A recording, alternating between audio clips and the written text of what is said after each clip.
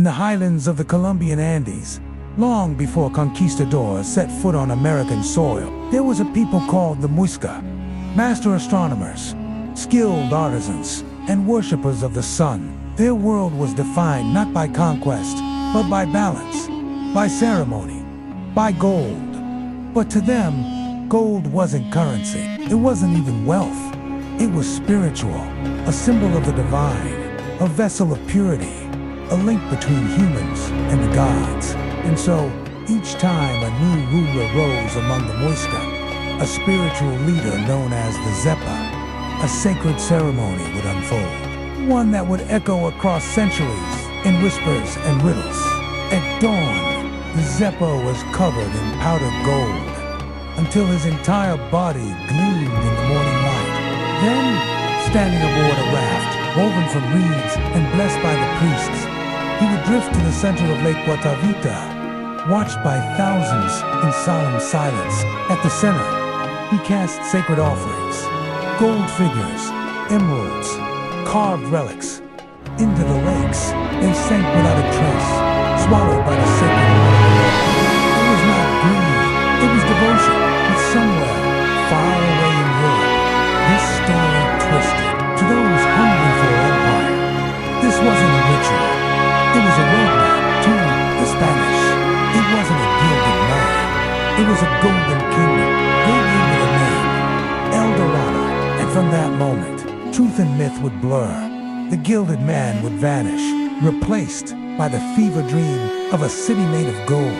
In 1536, just 3 years after the fall of the Inca Empire, Spanish conquistador Gonzalo de Quesada set off from the Caribbean coast of Colombia with hundreds of soldiers, slaves, horses, and dreams of untold wealth. They weren't the first to chase gold, but they were the first to believe in El Dorado. The jungle was a labyrinth of death, snakes, mosquitoes, rotting feet, starvation, armor rusted, morale broke. Men died in droves, but they pressed forward. Because the rumors were getting louder, the natives whispered of a great people in the mountains, a place where gold was used in rituals, not trade, and a lake, always the lake. Months later, Quesada arrived in the Alps. He found the Muisca, and he found gold. Not heaps, not palaces, but sacred objects, masks, earrings, evidence of ceremony, not currency. But Quesada didn't care. He took them, he melted them, he sent them back to Spain. And still, he believed there was more. Somewhere deeper, somewhere hidden. A city, a vault, a secret chamber of gold. He didn't find it, but his expedition lit a fire across Europe, and now everyone wanted to find El Dorado. What began as a tale of a gilded man had become a sickness. By the mid-1500s, the myth of El Dorado no longer belonged to the Muisca. It belonged to Europe's imagination. Each failed expedition fueled new ambition. Every lost soldier was replaced with another dreamer. And no longer seeking a man, they were chasing a city, a kingdom, an empire of gold. In 1541, Francisco de Orellana joined the ranks of believers. He journeyed into the unknown, drifting deep into the heart of South America, along the great river we now call the Amazon. His expedition was doomed from the start. Food was scarce. Disease spread faster than their boats could move. They ate leather from their boots, rats from their cargo, bark from dying trees. One by one, his men collapsed. But Orellana pressed on. He didn't find gold, but he survived. And when he returned, he spoke of uncontacted tribes, of jungle kingdoms, of riches just out of reach. His stories reignited the madness. And then came the darkest chapter of all, Lope de Aguirre, a man once called noble, a soldier of Spain. But the jungle did something to him. In 1561, Aguirre joined an expedition led by Pedro de Yawn in search of El Dorado. But Aguirre had other plans. Deep in the wilderness, he mutinied. He declared himself ruler of the kingdom of El Dorado. Then, he turned on his own men. Paranoia consumed accused his allies of treason, executed friends. Even his own daughter was not spared. He killed her with his own hands. He wrote letters to King Philip II of Spain, claiming he would conquer Peru, establish a new empire, and burn down all who stood against him. By the time the Spanish crown responded, Aguirre had left nothing but bogies in his wake. He was hunted, captured, and killed by his own countrymen. He found no gold, only madness, only death, and yet Aguirre became a symbol of how far men would go for something they never understood. Because El Dorado was no longer a destination, it was an obsession. And that obsession was far from over. Through it, all through every map, every mutiny, every madness, one place kept returning to the story. A quiet, circular lake, nestled in the Colombian Andes. Lake Guatavita. If the legends were true, this was where it had all begun. This was the lake where the Muisca had stood, gilded in gold dust, where emeralds had been thrown into the deep, where spirits lived beneath the surface.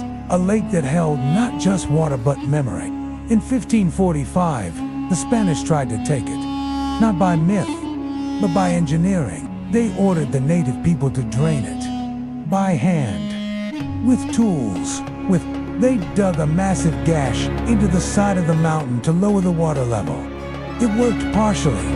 The water dropped, and at the exposed edges of the lake bed, they found gold, figurines, pendants, sacred objects, but no vault, no throne, just fragments, clues, pieces of ceremony, not empire.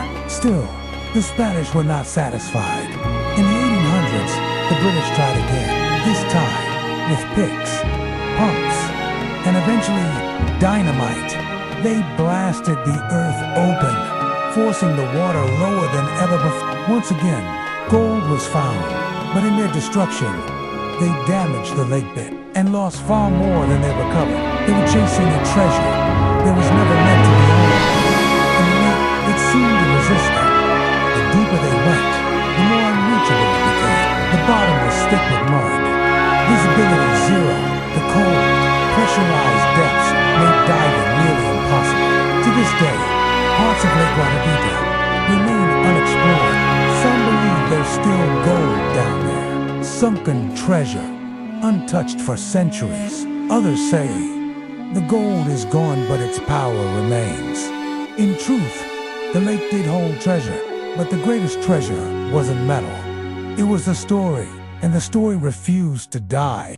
By the 1800s, the age of conquistadors had faded. Empires shifted, maps changed, but the legend of El Dorado, it lived on. Modern nations had replaced colonial crowns, but the hunger for gold that never left. Explorers, adventurers, scientists, even criminals began scouring South America in search of the fabled city. This time, they came from Britain, from Germany, from the United States. They brought dynamite. They brought early diving gear. They brought ambition sharpened by modern tools. They searched in Ecuador, Venezuela, Guyana, the Brazilian rainforest anywhere. The jungle had not yet spoken. Each time, the same story.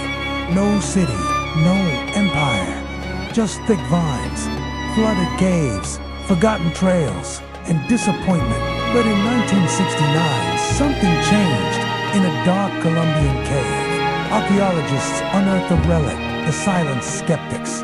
A golden artifact, small and brilliant. An intricate sculpture of a reed raft, with a central figure standing tall, surrounded by rows of oarsmen and priests, their bodies stylized, their eyes cast down, in their hands, offerings. It was the Muisca, a perfect depiction of the ancient ritual, of the Gilded Man, of Lake Guatavita, improved with the Spaniards had only heard in rumor.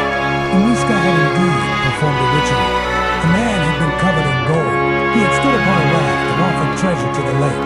The myth, it turned out, had been real, but also misinterpreted, because the Spanish never understood that El Dorado wasn't a place. It was a ceremony. It was a belief system.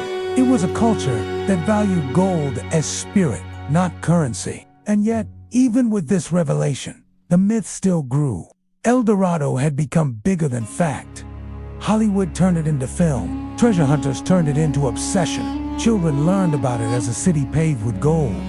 But the truth was even more powerful. Because El Dorado wasn't about wealth. It was about meaning. And what happens when that meaning is stolen? So, was El Dorado real? The answer is as complex as the legend itself. There was no golden city, no empire of endless riches, no hidden metropolis lost in the jungle. But there was truth. There was a man bathed in gold. There was a lake sacred, deep, and mysterious. There were people wise, spiritual, and misunderstood. And there was a ritual profound and beautiful, what the Spanish couldn't understand. They tried to conquer what they couldn't conquer. They tried to destroy, and what they destroyed, they tried to recreate as fantasy. The legend of El Dorado was never really about gold. It was about desire, about projection, about what happens when one culture looks at another and sees only what it wants to take. El Dorado was a misunderstanding, a ceremony mistaken for a treasure map, a people erased in the pursuit of profit, a mirror held up to greed and obsession. But in that mirror, we also see something deeper, because the myth survives, and with it, the truth is today, Lake Guatavita is protected, no longer drained, no longer violated. Its waters are quiet, still holding secrets, not because they belong to the Spanish, or the British, or anyone else, but because they belong to the story. The Muisca are still here, descendants of those who once cast emeralds into the deep. Now tell their own version of the legend, but is a tale of loss, memory, and spirit. And maybe, just maybe, beneath those waters, a few golden relics still sleep, not as but as prayers, because the true El Dorado was never meant to be found. It was meant to be respected. And in that respect, we find the real treasure, the lost gold of El Dorado. A true story.